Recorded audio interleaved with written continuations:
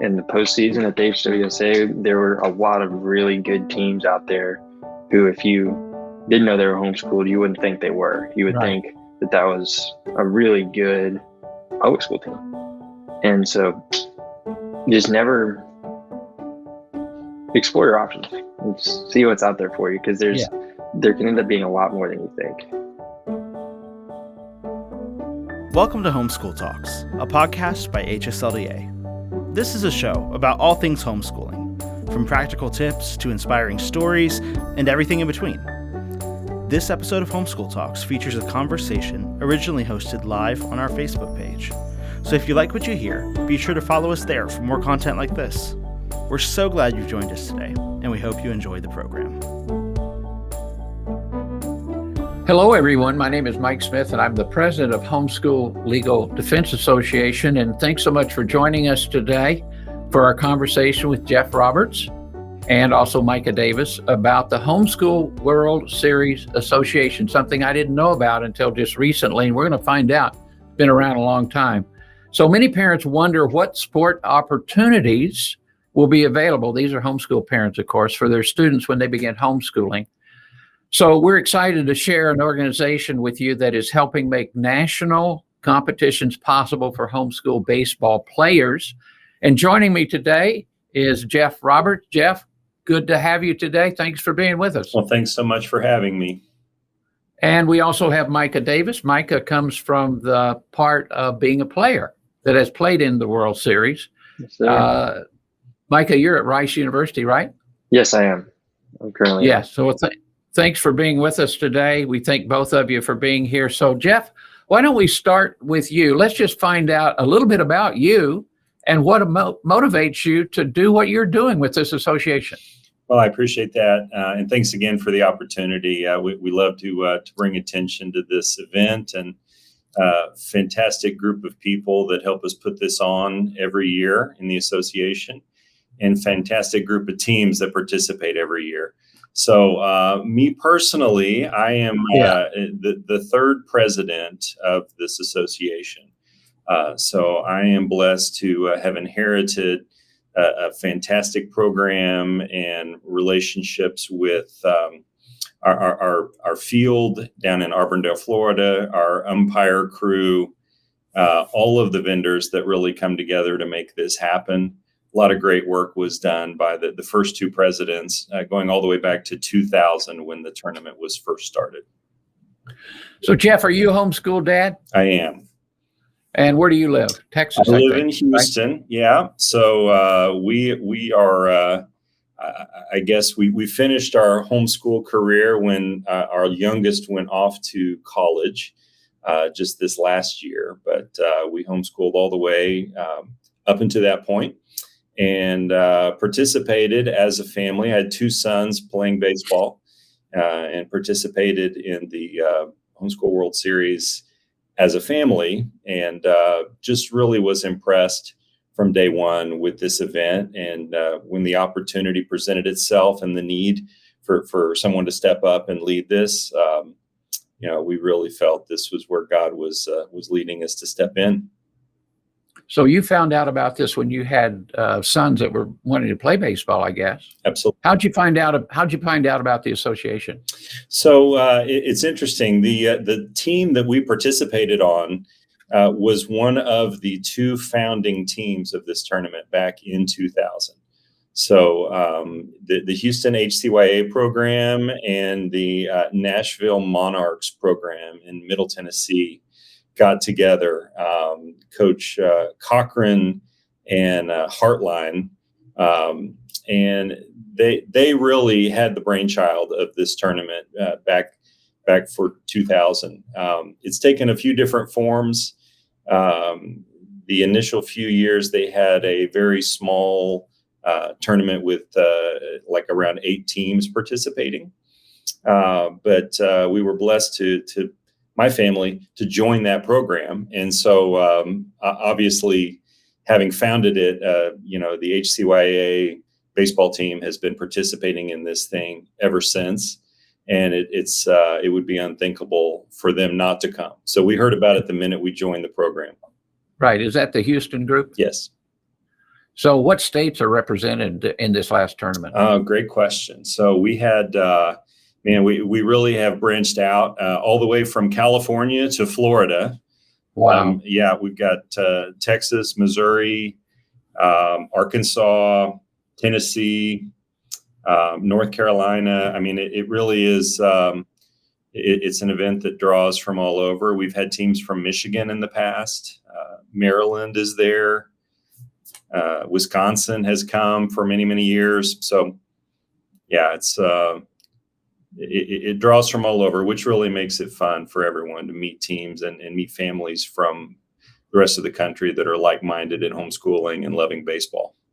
So to understand it, then there are no regional tournaments that a team has to qualify to come to Florida. Is that right? Right. Yeah, we did for a while. I think from 2003 up through 2010, something in that range. Before I was involved, they did have a regional kind of approach, but I think they changed back to the one national tournament because it's just so much more enjoyable to really have a chance to, compete against teams from all over. And I think for families as well, it really has become an event every year to look forward to. And so if you can book your vacation time from your job and know that your team is going to go and not have it be something that depends on the results at a regional, that's helpful for families to be able to come as well. That's a brilliant idea, really. So I'm going to get back to you, Jeff, but let me turn to Micah.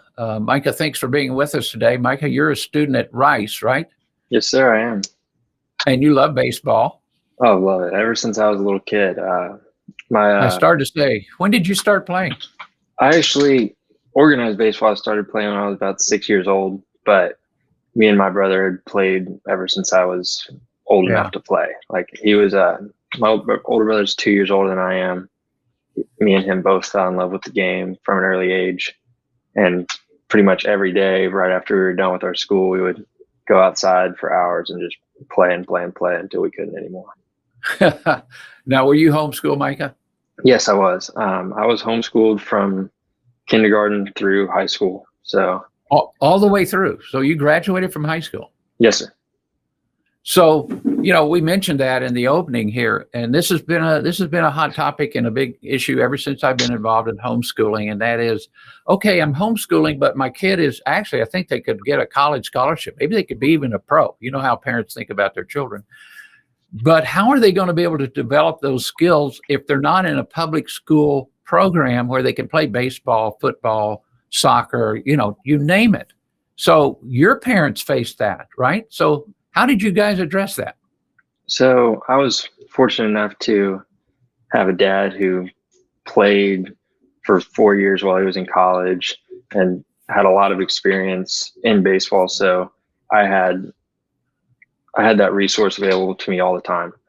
So we didn't really have to branch out in the form of like private lessons or private instructors very much until I was quite a bit older. And what I liked about the homeschool baseball thing was, even though we didn't practice every day, it taught me how to get my work in on my own. So I had to make sure I organized my time to get my hitting, throwing, weight training stuff done on my own. And it's really given me some good skills that I still have today. So that's your individual preparation. How did you get involved in teams? I know we have Little League, and that's totally outside, and we have all this other baseball, which is really true, outside of the public school baseball program. So was that easy for you to find teams to play on? Mm-hmm. So I played Little League baseball from when I was 6 to I think when I was about 12. And going into my 8th grade year, we didn't really know like what was going to happen as far as baseball goes. And the same kind of went for my brother. He had played a little bit of pony baseball, and once he got to high school, we had never really heard of like homeschool teams or homeschool high school baseball. So they my parents and my brother started doing research on it and found a couple teams in Houston, the West Houston Thunder, Northside Falcons, and the HWSA Eagles. And my brother went to some tryouts with them. I actually went with him to try out for the Falcons, and found out that homeschool baseball is like a thing, and it can be pretty competitive and actually have some really good players. And they ended up choosing the Eagles. And my brother started playing his freshman year for the Eagles. And I was in 7th grade. I finished up Little League and started playing for the Eagles in my 8th grade year and played from all the way through high school. So you were able to join a homeschool baseball team and compete. Did you compete against each other teams, or how'd that go?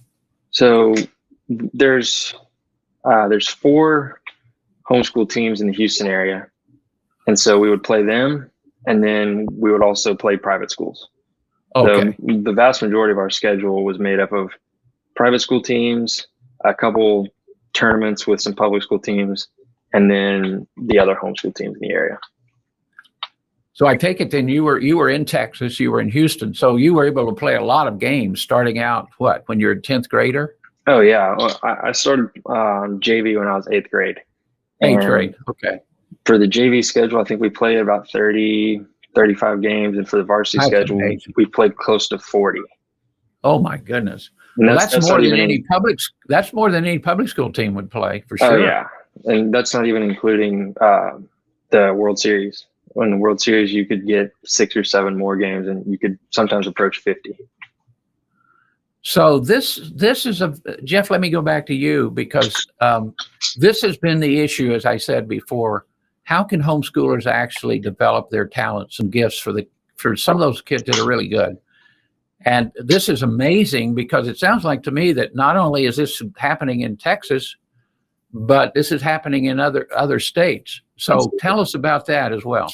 Yeah, it is. And, I think homeschooling in general, as it grows, the interest in sports and the opportunities really grow as well.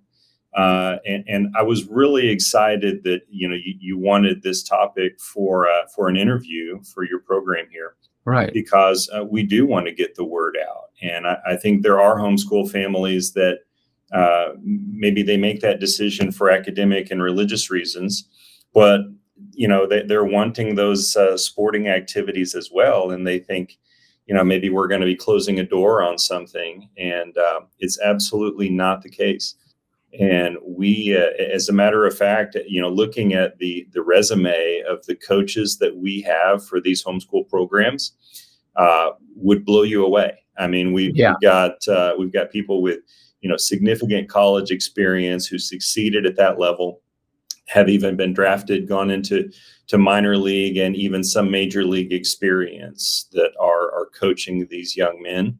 So it is, if anything, it may be even stronger than the level that they're getting at a local school or a private school in their area. So I think it's fantastic. And one thing I would do is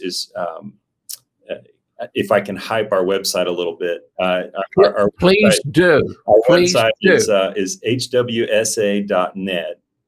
But I think particularly on the topic of, can this lead to a successful career or even an opportunity at the next level for my player? Go to the alumni page there and just look at I think we're approaching 200 alumni who have gone on to play in college, and several in the minor leagues, and one major league player who participated in the tournament. We love to keep track of that. We're very proud to have Micah and his other colleagues that have made that step on that list. And I think it speaks for itself that there really are opportunities, and the level of play, I think would surprise people at how really competitive we are here. Please give the website again slowly. Okay. HWSA.net.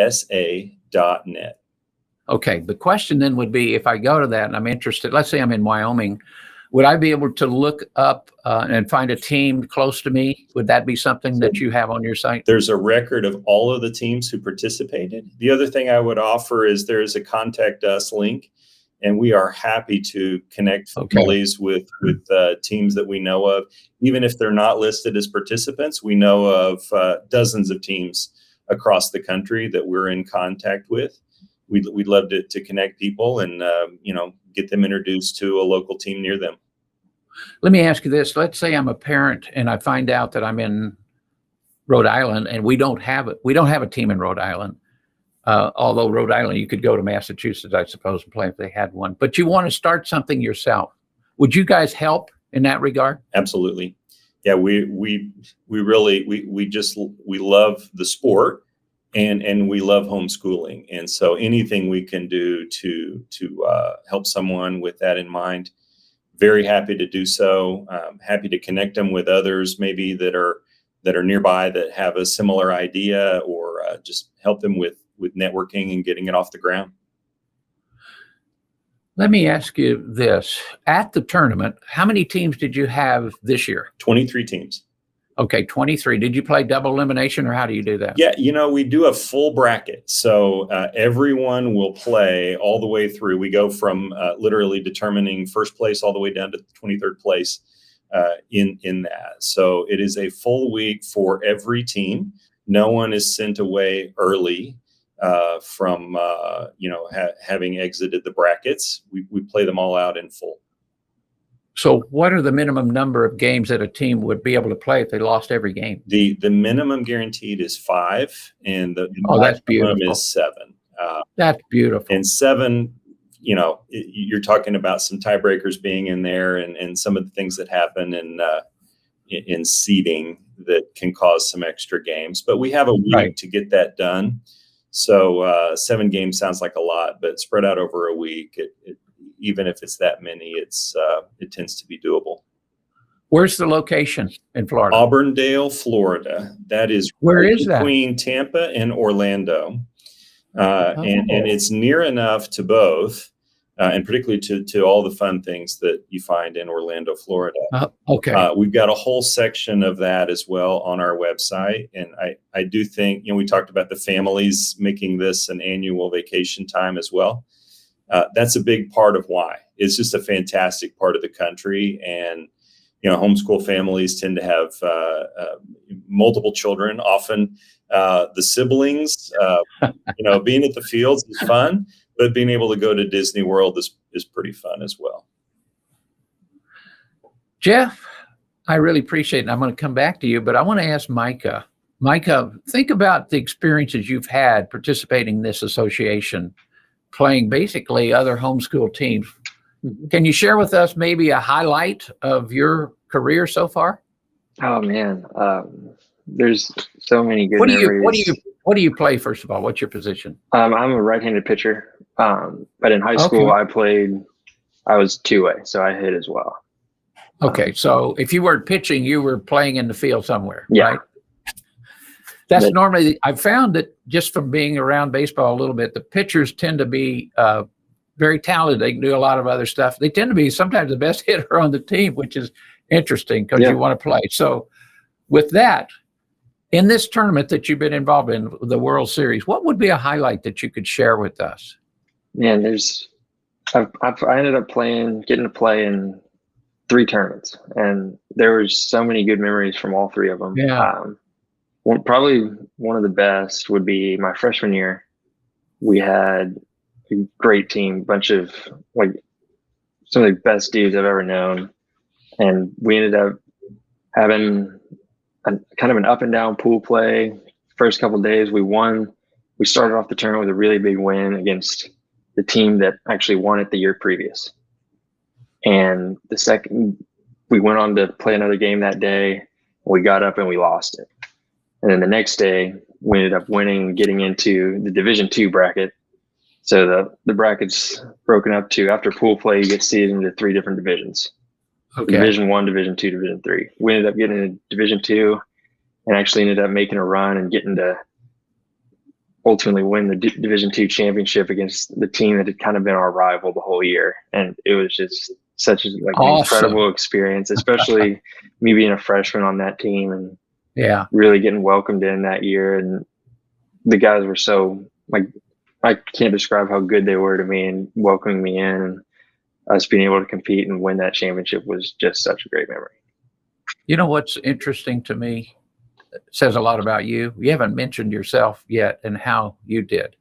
You've talked about the team. And I think that's really something that we get in homeschooling. They think, oh, they're isolated. They never get out. They're socially deprived. But not the case. And so I'm going to ask you, though, what is the best game in the World Series that you've ever pitched? So it's probably a toss-up between two. So that year that we won the championship, I actually started the championship game, and I think I threw like 4 innings and did pretty well. And then another one of our pitchers came in and closed it out just brilliantly. And then I think it was my sophomore year, the last game of the year, I had pitched the first day on Monday, and I did pretty well. And I came back on Saturday and pitched again, and I think I threw 7 innings, was like 16 strikeouts. Oh my goodness, and that's fantastic. Yeah, that was a good one too. Did you ever pitch a shutout? I did. I pitched a couple shutouts. I think I threw 1 no-hitter, like not in the tournament, but just during the regular season. Right, during the regular season. Well, that's fantastic. And the memories. Let me ask you this. Now, you're at Rice now, is that right? Yes, sir.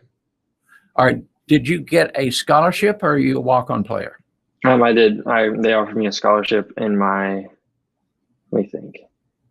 the summer after my sophomore year, and I committed that summer as well. So folks out there that are listening, I'm going to do a parenthetical here now. If you're worried about your young people being able to be observed by colleges and offer scholarships, they found out about homeschooling now, and they go to all of these tournaments. And so Micah is an example. Micah, thanks for sharing. I really appreciate that.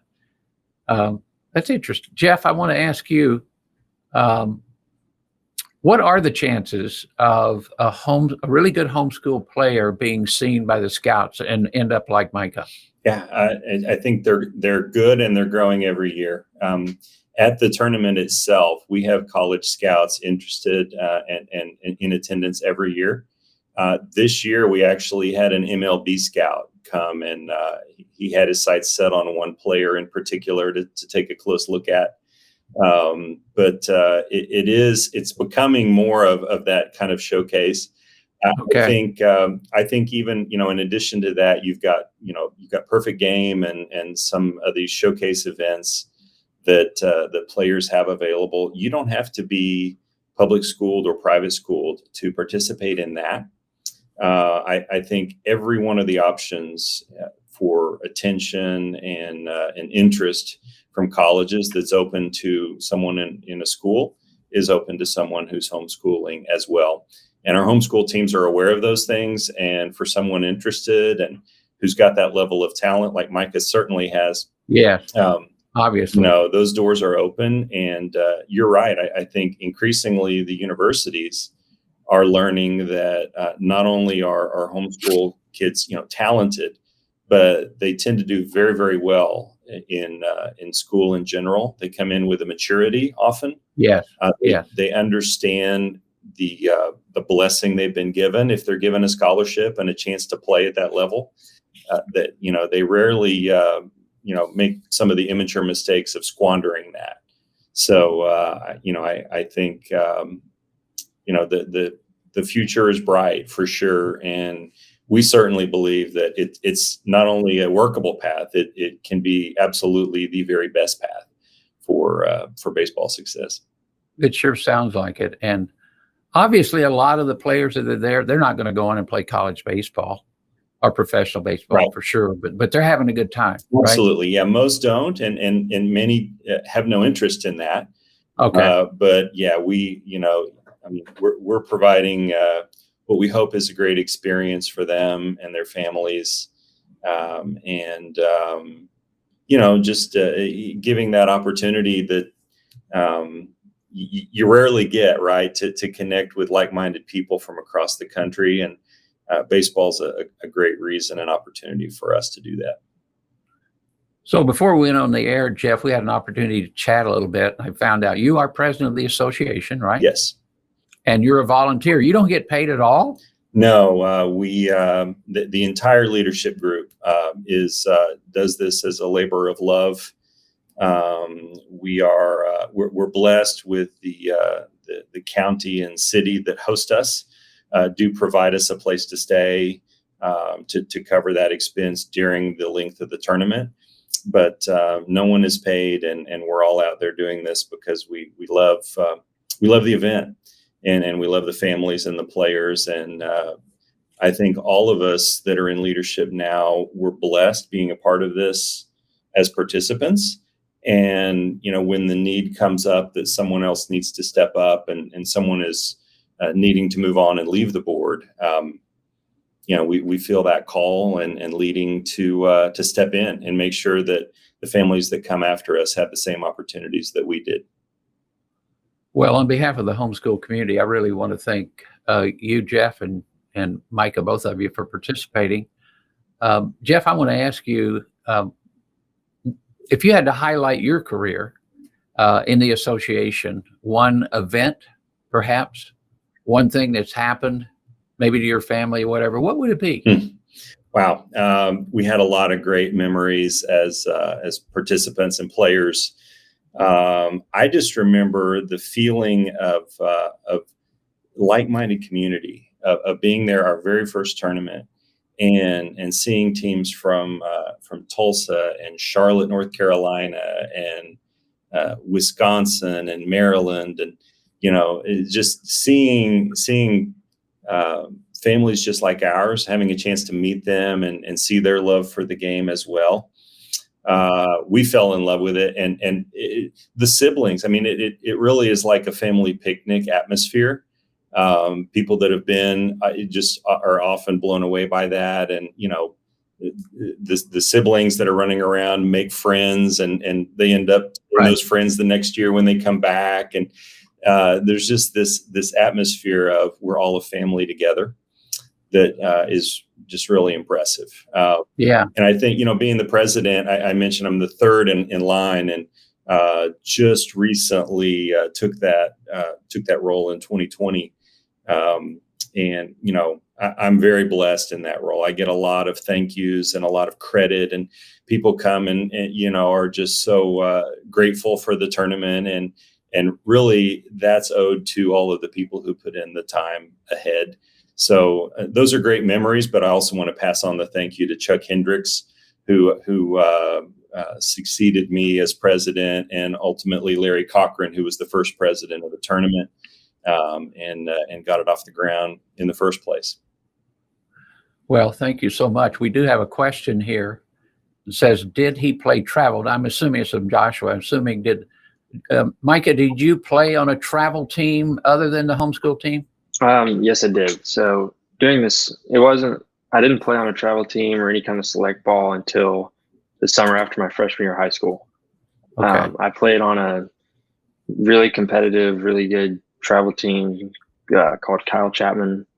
They're a team in Texas, and we really just travel all around Texas. We didn't really go across the nation that much. We played some good baseball and had a lot of really good friends, and ended up winning some good tournaments.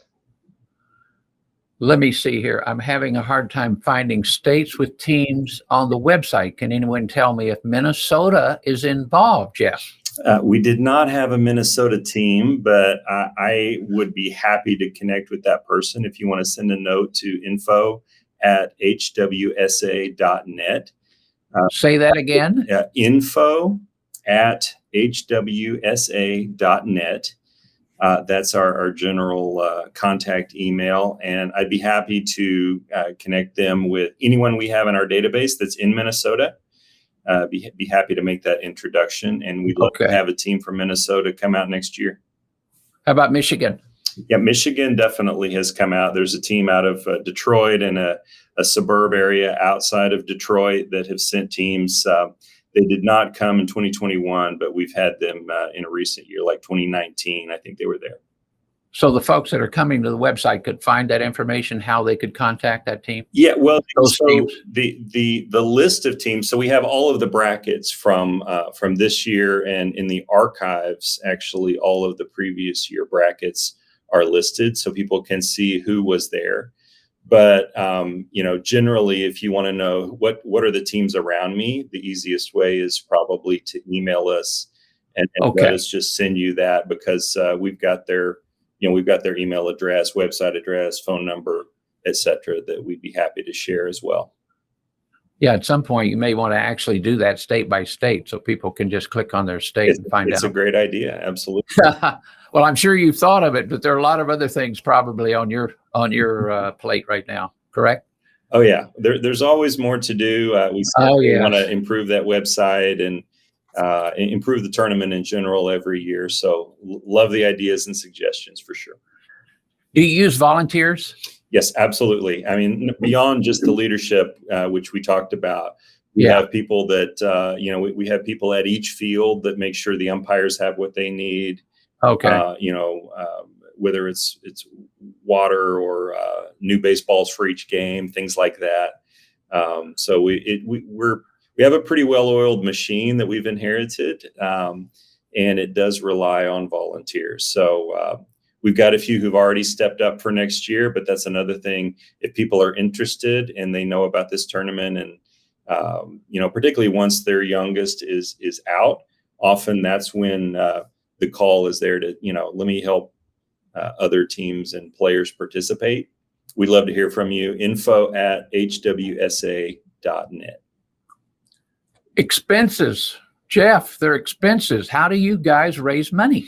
So we charge each team who registers for the tournament pays a fee. And then there are some costs that sort of scale player by player. So we also have a component that each registering player will pay. They do get, we do souvenir program books that are really fantastic souvenirs. And each team has pages in there. Also a page to honor the outgoing seniors on the roster, which people really enjoy that. And a chance for each of them to say something to the community. And then every player registering gets a tournament T-shirt and another souvenir, whether it's a water bottle or logo tag or what have you. We've got several souvenirs that we rotate through just for them to remember the week and so forth. And then we have professional photography, so that's included as well. And each team has photos taken in action with professional equipment, really high quality photos from Defining Moment, our photo partners for many, many years. That's fantastic. So they get a lot for their money, but we cover our costs by the registering teams and players. Now you're a 501c3, meaning that you can take donations and they're deductible, correct? We absolutely can, and they are. And there's information about that as well on the website. Okay, well, I would encourage people to give to this, especially the parents. And Micah, on the local level, do you have to raise money for your uniforms, or do you have to pay for them yourself? How does that work? So there was a fee that we had to pay in order to play on the team. But other than that, there was really, during my time at least, there was no individual fundraising on my part that I had to do as far as like a team thing where you have to go sell chocolate bars or something. There was none of that when I was there.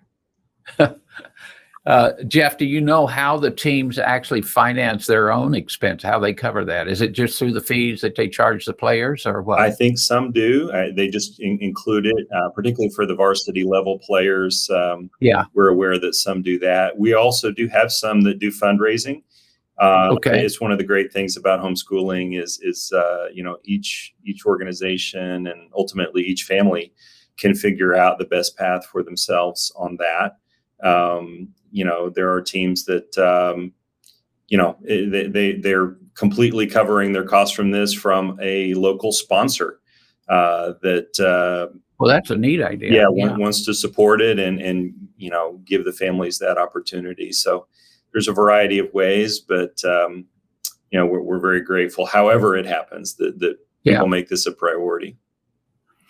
Well, as we start to wrap up here, Micah, I want to give you an opportunity to share if what we've left out. There's anything you might want to share with our listeners that would give them some information that might be helpful with nurturing their children in baseball and especially in the Homeschool Association, the tournament. Okay. I would say, like, it's bigger than you think. because I know when I went to my first Homeschool World Series, I was shocked at how many teams there were. Like, there were 30, 40 teams out there, and I didn't know homeschool baseball was that big of a thing. Right. And I also didn't know how competitive it could get. I'm a pretty competitive guy at times, and that was matched by a lot of our opponents. We ended up playing a very competitive schedule. In the regular season, we would play top 5 private school teams in the state. And in the postseason at the HWSA, there were a lot of really good teams out there who, if you didn't know they were homeschooled, you wouldn't think they were. You would think that was a really good public school team. And so just never explore your options and see what's out there for you, because there can end up being a lot more than you think. Yeah. So you guys are opening up something to me I didn't know about until a month ago. And I saw something, the report about your World Series down in Florida. And so that's really what we're trying to do, is open this up to parents that have no idea that this exists. So Jeff, I want to give you the final word. What have we left out today that would be helpful to our listeners? Yeah, I mean, again, really appreciate the opportunity. I don't think anything major's been left out. I guess I would leave everyone just with this idea that you don't have to think about homeschooling as a sacrifice for these kind of sporting opportunities. And it goes alongside with what Micah just said as well. But, the opportunities are there. The organizations are very high quality. The talent is there. The desire to honor Christ is there for a lot of these programs, and certainly with our tournament. But there's also high level baseball and really, really good coaching and instruction out there. So great. It's I would not claim we're perfect, but we certainly really are trying to offer the best of everything we can. And it's a special event, and I think we can't fully describe it unless you're there. So I would encourage everyone, if you're on a homeschool team and you have not come, please talk to your coach and leadership about making that a priority. Contact us, and all the details are out there. We've already set the dates for 2022. We'd love to have you. Well, thank you guys for joining me today, Micah and Jeff. We really appreciate you. Appreciate what you've shared. And I guess what I would say as we close is for parents out there just to realize that in the homeschooling community, there are more and more opportunities outside of what you would normally think you would have available to you. For instance, this high-level baseball, there's football. I know down in Texas, they play football, homeschool football. Yep. Certainly basketball. There are 2 national tournaments in basketball and soccer. We have those here in Virginia where we are. So do not be deterred from homeschooling because you think that your child's going to be denied the opportunity to participate in athletics and perhaps even go on to college and further. And I'm sure, Micah, you'd like to be a major leaguer, wouldn't you, someday? Yes, sir. Well, God bless you, brother. I hope you make it. I Thank really you. do. Well, we're out of time today for this interview. And Jeff and Micah, thank you. Thank you again so much for joining us today and sharing your experience. And I hope this conversation was encouraging for our watchers out there today. We enjoy helping connect homeschool families with some of the organizations and obviously the opportunities, including the World Series Association. Here at HSLDA, we recognize that homeschool parents are those considering homeschooling sometimes worry about their child missing out. Well, hopefully today we've helped our listeners understand you don't have to miss out. Will my teen miss out? We actually have some information on our website on that, and you can click on the website there in the comments for some ideas on ways your children can be involved in sports and other extracurricular activities. HSLDA members have access to a great team of educational consultants. I don't know how we translate it into this, but maybe they play sports. Who knows? To help get your questions answered and tackle challenges like motivating your teen to love learning, incorporating their interest into your homeschool curriculum, nurturing their independence, and so much more. If you're not a member, we'd love for you to join us. We have a great legal team to help you. with any questions you may run into in the homeschool laws, and a wonderful team to assist you as well, our consultants to assist you with curriculum transcripts and all the things that go along with homeschooling. The homeschooling moms, Jeff and Micah, that make it possible for the rest of us to play sports, right? Amen. Yes, sir. Absolutely. So thanks again, guys. I really appreciate you and everyone else for joining us today. Have a wonderful day. God bless you all. Today's program is made possible by HSLDA's legal support team. We know homeschooling isn't always easy. That's why we're committed to giving you peace of mind so you can focus on giving your kids the best possible education. As an HSLDA member, you have access to customized legal advice from our team of attorneys to help you comply with your state's homeschool law. And we'll represent you if your right to homeschool is ever challenged, even in court. Every day, we help our members respond to overreaching officials, and we stand ready to defend your homeschool against unlawful attacks. To learn more about how you can enjoy a worry-free homeschool experience, visit hslda.org/join. That's hslda.org/join. Thanks for listening to this episode of Homeschool Talks. If you enjoyed this conversation, leave a review to let us know what you think. To hear more conversations like this one, be sure to subscribe to this podcast or head on over to hslda.org/podcast for more inspiring stories and awesome ideas about homeschooling. That's all for today. We hope you enjoyed the program, and we'll see you next time.